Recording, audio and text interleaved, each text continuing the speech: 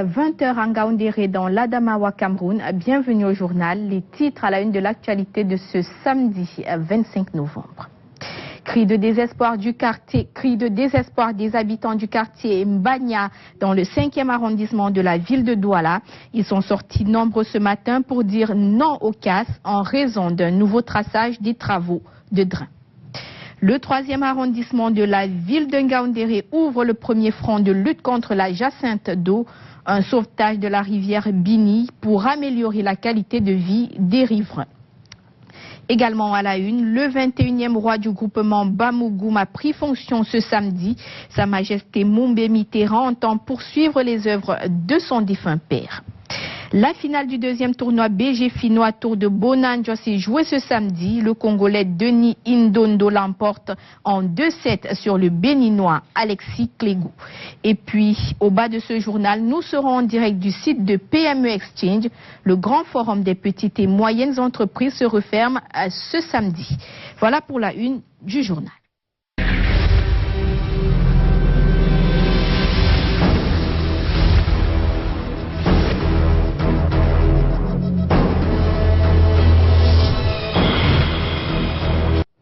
Bonsoir à toutes et à tous. Elles étaient massées ce matin, pancarte en main.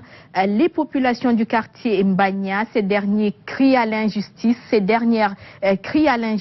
Leur maison serait menacée par des casses en raison d'un nouveau traçage des travaux de drain. Cette nouvelle délimitation viserait à protéger le domicile d'un habitant du quartier et une station-service qui bloquerait les travaux. Les précisions d'Aimé Catherine Moukouri et de Patrice Foucault. Sur ces pancartes, leurs cris de détresse.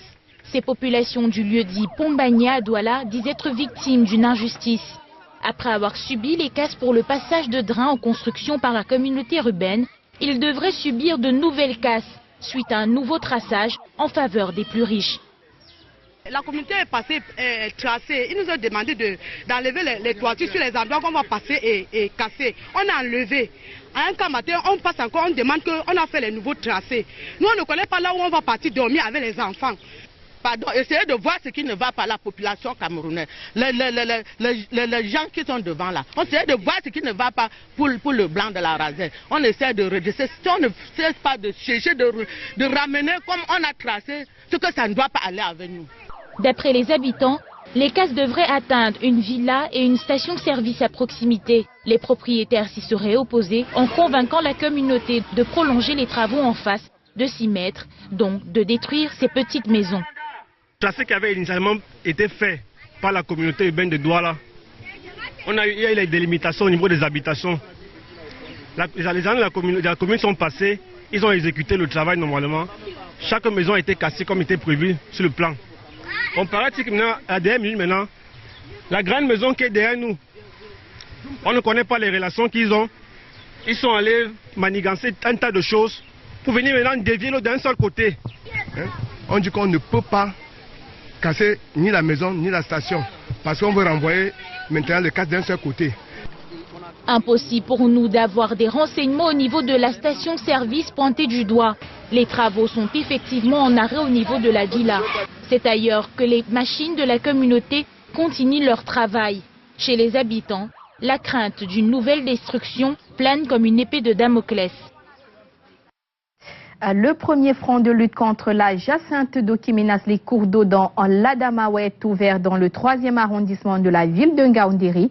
La rivière Bini, envahie, revit grâce à un financement du gouvernement camerounais. Du sauvetage de ce cours d'eau, il en va de la qualité de vie des riverains et de l'aménagement du barrage hydroélectrique de Bini-Warak. Les détails sont signés Eric Nguélé. Dans ces pirogues, la jacinthe d'eau. Elle a envahi la rivière Bini au quartier Bini 2, dans l'arrondissement de Ngaoundéré 3e, et asphyxie les poissons qui se font ici de plus en plus rares. Comme l'eau est en train de disparaître, les gens n'arrivent même pas à trouver les poissons ici. La pêche est perdue ici. Les riverains, composés d'agriculteurs et d'éleveurs, subissent de manière violente l'impact de cet envahissement. D'où leur présence massive ce 24 novembre dans le cadre de cette opération d'assainissement conduite par le ministère de l'Environnement. Si nous le sommes encore quelques années, il va disparaître complètement. Regardez, derrière moi, il y a des animaux qui sont déjà au niveau du lac. Donc le lac a disparu peut-être à moitié. C'est la première phase de cette initiative de l'État. Elle bénéficie d'une enveloppe de 15 millions de francs attribuée à la commune.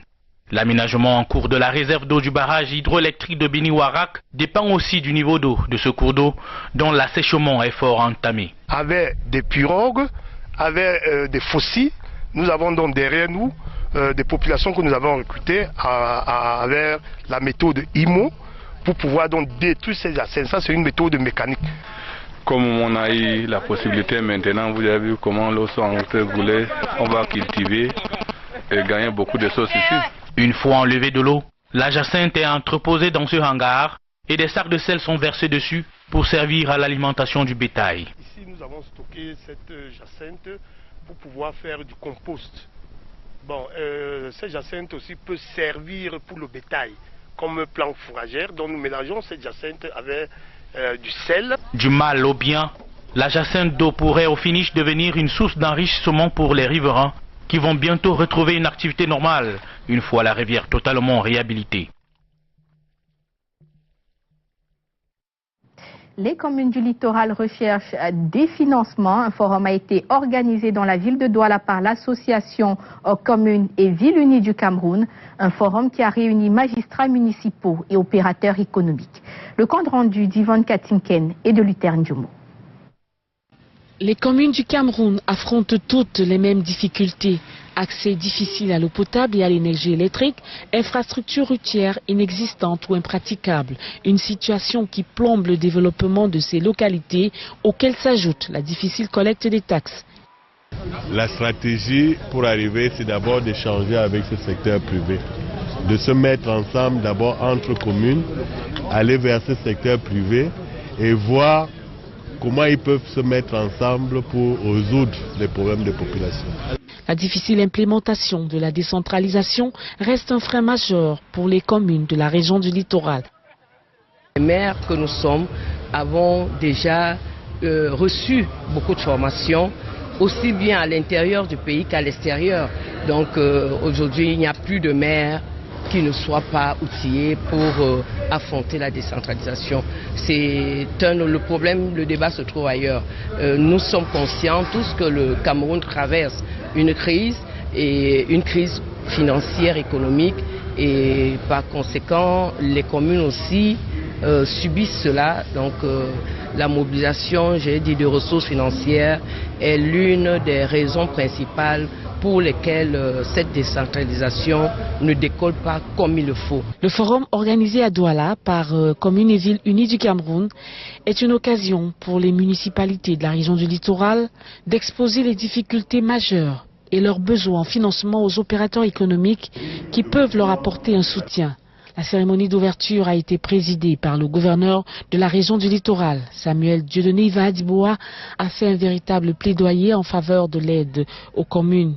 Pour finir, il a visité la foire et exposition des œuvres, fruits du génie créateur des communes de la région du littoral. Rendons-nous à présent dans la région de l'Ouest où le 21e roi du groupement Bamougoum a pris fonction ce samedi. Sa Majesté Moumbé Mitterrand entend poursuivre les œuvres de son père et marquer les esprits. Une cérémonie déroulée en présence du président du Sénat et de nombreux rois de l'Ouest. C'est ce que nous dit Julio Trésor Tanon. Le 21e roi de Bamougoum entame officiellement son règne ce samedi 25 novembre 2017. Ce grand peuple du département de la Mifi, région de l'Ouest Cameroun, vit un moment historique. Le roi salue dans son allocution de prise de fonction tous ses aïeux et remercie le Très-Haut avant de décliner sa vision des fils et filles Bamougoum unis, solidaires, travailleurs, respectueux d'eux-mêmes et des autres. Derrière le roi que je suis, je vous exhorte à redoubler d'efforts pour que aujourd'hui et demain, Bamougoum et les Bamougoum engrangent de nouvelles victoires sur le double plan individuel et collectif. Comme je l'ai déclaré au LACAM, j'ai la vision de fils et filles Bamougoum unis, solidaires, travailleurs. Dans la tribune officielle, le président du Sénat et un nombre important d'invités dont les qualités et rangs témoignent la grandeur de l'événement. Une dizaine de rois également prennent part à ce moment déterminant pour le peuple Bamungum. Moment inauguré par de nombreuses messes dites par des autorités religieuses présentes. C'est le Très-Haut qui a voulu qu'il soit à ce poste, alors il se doit, n'est-ce pas, d'utiliser cette place qui est la sienne pour, n'est-ce pas, être un serviteur. Les populations ont alors des attentes. Mon vœu, c'est que le nouveau roi soit à la taille de la tâche qu'il attend. Le comité d'organisation chapeauté par Gouchingue Sylvestre a bien mené les opérations depuis le Lakam jusqu'à nos jours, à la satisfaction de tous. Je le parle bien sûr sous le contrôle de tout le comité d'organisation. Je pense que vous avez suivi le discours de notre superviseur. Tout à l'heure, vous avez suivi le discours du trône de notre roi qui a manifesté sa satisfaction et ses remerciements à tout le monde. Je peux, en tant que président de la commission communication, dire que tout est bien qui finit. Fofotso n'est plus. Vive Fomumbe, nouveau roi des Bamungum. Toujours en culture, Mbem Nina est la plus belle femme du Grand Bam. Elle a été élue Miss Mbamart 2017. L'apothéose de la 8e édition du festival Mbamat a eu lieu à la place des fêtes de la ville de Bafia. Le compte rendu est signé Monique Naossi Fosso et Espoir Baïha. Nina Mbem est élue Miss Mbamart 2017. Elles étaient 9 au total, à vanter leur belle silhouette, mais surtout à démontrer leur maîtrise des us et coutumes du département du Mbam. Elle prendra part au concours Miss Cameroun le 30 décembre prochain à Yaoundé. Très satisfaite, ça n'a pas du tout été facile. Je remercie le membre du jury et toutes les Miss. D'ailleurs, nous avons été tellement solidaires et qu'elles sachent qu'elles n'ont pas de mérité vraiment. Le Mbam regorge vraiment des beautés. Coutume de la région du Grand Bam, il faut être âgé au moins de 18 à 28 ans, il faut être de bonne moralité, il faut mesurer à peu près 1,68 m, il faut avoir un minimum probatoire. Après le lancement, le 20 novembre dernier, la caravane du festival Bam Art s'est déportée pour Bassia, village du festival.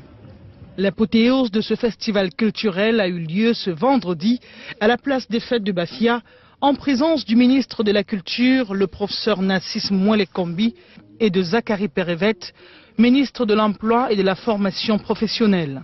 Pour cette 8e édition, les autorités traditionnelles bamileke, du Noun et des grandes familles du Grand Bam ont fait le déplacement. Il n'y a pas de futur du Cameroun sans culture camerounaise et on ne peut pas concevoir de culture camerounaise qui ne puisse contribuer à l'épanouissement, à l'éclosion, j'allais dire à l'émergence d'un Cameroun fort, d'un Cameroun uni. Selon le ministre de la Culture, le festival Bam Art doit se pérenniser car le département du Bam est au milieu de 4 grandes aires culturelles. Initiée en 1996, la 8e édition du festival Bam Art s'achève le 26 novembre 2017. En sport tennis, vous avez vécu il y a quelques heures sur les antennes de Canal 2 International la finale du 2e tournoi à BGFI Noatour à Bonanjo, une finale remake de 2016 avec le Congolais Denis Indondo qui l'emporte en 2-7 sur le Béninois Alexis Clégou. Le compte rendu de notre reporter Aimé Moukoko. Les lampions du BGFI Noatour se sont éteints ce 25 novembre sur le cours central du tennis club de Douala avec la victoire de Denis Indondo 6-3, 7-6. Le champion à titre a conservé son trophée face à un farouche tennisman, Alexis Clégou, le Béninois, bien revenu dans la 2e manche jusqu'au tie-break qu'il a même mené 4-1. Une douleur au bras contractée lors de sa dure semaine de compétition, il perd la manche, mais reste satisfait d'avoir relevé le défi cette année encore. Je ne pense pas avoir joué mon meilleur tennis, mais bon, j'ai tout fait en tout cas dans l'attitude pour essayer de m'en sortir. Donc je pense que le tennis viendra, il y a des jours où on joue très bien, il y a des jours où on joue moins bien. 3 ans de plus que son ami, Denis Indondo, à 31 ans, toujours numéro 1 au Congo-Kinshasa, confirme sa suprématie dans la sous-région. Le plus grand tournoi international senior messieurs de tennis, organisé au Cameroun sous le parrainage de Yannick Noah, la légende, a eu l'onction de Patrick Agelower, ancien directeur technique national de la Fédération française du tennis et coach du Yannick Noah lors de l'exploit mondial Roland-Garros 83. À chaque seconde, il y avait des retournements de situation, c'était vraiment fantastique. Quel exemple quel exemple pour les jeunes qui sont ici, qui regardent ça. C'est vraiment, je crois, la plus belle promotion du tennis. Merci de GFI d'organiser ce genre d'événement. Je pense que c'est vraiment ce qu'il faut, puis tous les sponsors qu'il y a derrière, et puis toutes les personnes qui sont autour de cette organisation. C'est fantastique, je suis vraiment content d'être venu. Le tennis ne se joue sans sponsor partout dans le monde. Et pour le cas du Cameroun, BGFI a su faire confiance à Tara Sport & Event pour l'organisation avec maestria d'un tournoi d'une telle envergure. Près de 112 au départ de la compétition, l'histoire retiendra gravé le nom de Denis Ndondon, qui reviendra certainement l'année prochaine, toujours avec Canada International, qui a tout déployé encore une fois pour offrir au Cameroun, l'Afrique et le monde des images inédites d'une compétition de tennis au Cameroun. La ville de Foumbot pense à son devenir. L'exécutif municipal explore les pistes qui peuvent conduire au développement de la localité. Un plan communal qui présente le visage de Foumbot futur a été présenté aux autorités. Le compte rendu d'Yvonne Katinken et de Njoya Nourdine.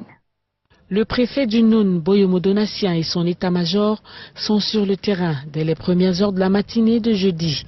Ils ont parcouru la ville de Kounga pour choisir le site qui devrait abriter le tout premier centre commercial de Fumban. On souhaite avoir un minimum de superficie de 2 hectares pour que cet espace soit ouvert à des extensions futures. Bon, maintenant, le coût, vraiment comme on l'a dit, c'est un coût sommaire. On avoisine entre 350 et 400 millions de francs CFA. C'est une réalisation de grande envergure qui est ainsi annoncée. L'avant-projet a d'ailleurs été présenté dans la salle de conférence de la préfecture à Fumban. Sommet, comme on a dit, une étude de sommet. Donc par la suite, on passera à un avant-projet détaillé. Et c'est là où on aura vraiment le coût qui va approcher la réalité, dans le coût réel du projet. La construction du centre commercial de Fumban est une initiative du Minader qui devrait renforcer la sécurité alimentaire et améliorer le cadre de vie des populations en milieu rural. Les 8 coopératives, n'est-ce pas, dans les 8 arrondissements qui entourent l'arrondissement de Fumban, pouvaient être utilisées, n'est-ce pas, pour alimenter la ville de Fumban et développer, n'est-ce pas, un grand centre commercial qui pouvait être un centre de collecte de produits afin de permettre, n'est-ce pas, d'évacuer ces produits, toutes ces productions venant de ces coopératives dans les grands centres de consommation. À terme, la ville de Fumban a engagé la lutte contre l'exode rural. La visite de travail du préfet du Noun cette semaine lui a d'ailleurs permis d'apprécier le site qui va abriter cette réalisation futuriste. Rendons-nous à présent dans le département du Mayoluti. De ce côté-là, une réunion de sécurité s'est tenue. Un reportage. Voir Espérance FC de Guider gravir l'échelon de l'élite 2, un rêve pour les populations de Mayoluti. Le préfet du département s'est joint à cette ambition en réunissant toute la communauté sportive. Je remercie le préfet du département de Mayoluti pour sa très belle initiative et sa modeste contribution. Bon, moi, en tant que leader de jeunes, parce que le football, c'est la jeunesse, donc j'appelle tous les jeunes joueurs à afficher un comportement exemplaire. Le sport est vu ici comme un élément fédérateur, mais aussi comme un facteur de développement économique important pour tous les habitants de la zone. Nous ne serons pas déçus, j'ai une équipe très forte et j'espère qu'à la finale, on va passer les finales de barrage. Et les joueurs sont, la psychologie des joueurs sont bons. Le préfet qui portait le projet a pu réunir plus d'1 million de francs CFA pour cette cause. Nous avons appelé les efforts des uns et des autres pour l'accompagnement de ce club qui est l'équipe fanion du département du Mayoluti. Nous avons beaucoup insisté sur la discipline des joueurs, le comportement des supporters et des encadreurs, pour dire ici que le fair play devait être la chose la mieux partagée pour éviter des bagarres inutiles. Voilà ce que l'administration de Mayoluti, conduite par M. le préfet, a fait pour l'accompagnement de cette équipe qui déjà entre en droite ligne de nos missions, missions d'animation socio-culturelle, animation économique et d'encadrement des populations. La somme servira à booster le moral des joueurs et surtout des dirigeants du club Espérance FC qui porte désormais l'espoir du département.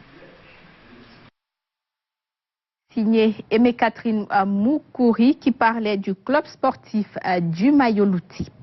Une note à présent pour dire que plus de 1500 Africains et Européens ont marché cet après-midi à Genève en Suisse pour dire non à l'esclavage et à la vente des Noirs en Libye.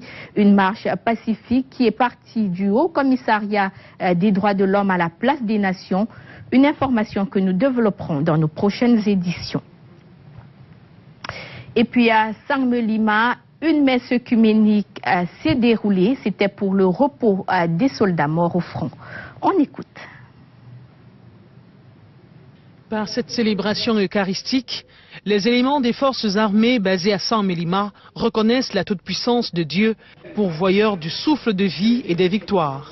La messe se dit à la base des sapeurs-pompiers de Saint-Melima. Les officiers, sous-officiers, forces de sécurité tout grade confondus ont prié pour le repos des âmes de leurs camarades tombés au champ d'honneur, confiant par la même occasion leur futur combat au front.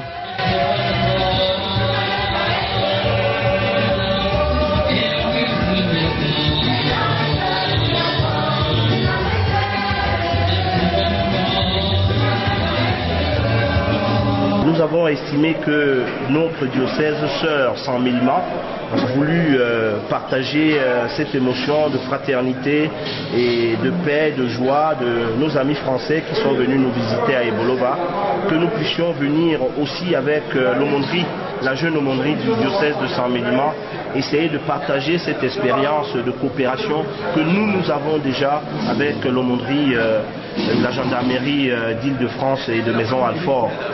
Nous avons prié pour les soldats défunts, nos camarades d'armes qui sont morts au champ de bataille. Nous avons prié pour leurs familles. Nous avons prié pour la paix au Cameroun, dans notre pays. Et nous avons demandé à ces soldats de continuer à garder la lampe allumée et d'être toujours prêts. Après 2 heures de prière et chant, le lieutenant-colonel commandant d'armes s'est dit ravi et souhaite voir grandir l'aumônerie militaire de Saint-Melima. Ici que nous refermons ce journal. Merci de votre fidélité. Prochain rendez-vous avec l'information demain à 9h, la rétro, à 11h30, Canal Presse. Quant à moi, j'aurai le plaisir de vous retrouver à 20h. Bonne soirée à tous.